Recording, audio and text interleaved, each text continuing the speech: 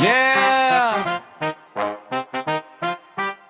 Para sa mga nakaupo pero nakakalimot kung sino ang pinaglilingkuran. Para sa mga pagod magtrabaho pero kapos pa rin. Yeah, sabi nila serbisyo pero bakit parang negosyo? Habang taas ng pwesto mas lumalaki ang presyo. May pangako sa entablado, palakpak sa harapan. Pagtapos ng halalan biglang walang mapuntahan. May proyekto sa papel pero kulang sa kalsada. May budget na malaki pero bakit walang napapala? Yung nasa ibaba tipid sa bawat sentimo, habang may ilan na parang walang limitasyon. Mga buwaya sa ilog ng sistema, busog na busog pero may gana pa. Habang may naghahanap ng pangkain sa maghapon, may iba namang sanay sa lihim na baon.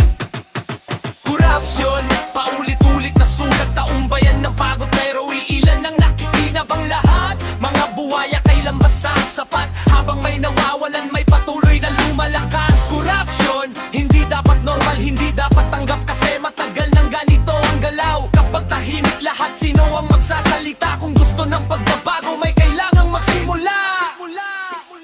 Hindi kailangan ng sigaw para makita ang mali. Minsan nasa bilang ng pangakong hindi natupad. Palagi yung pundo para sa tao, dapat sa tao makarating. Hindi sa bulsang palaging lumalalim. Hindi lahat ng may kapangyarihan pare-pareho.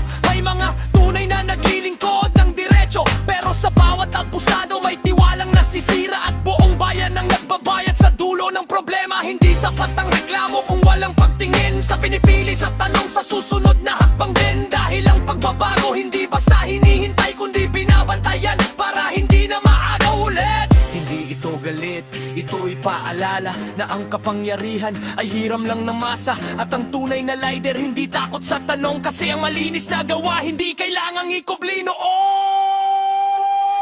Mga buwaya, di habang buhay ang trono, darating ang panahon na mananagot din ang totoo.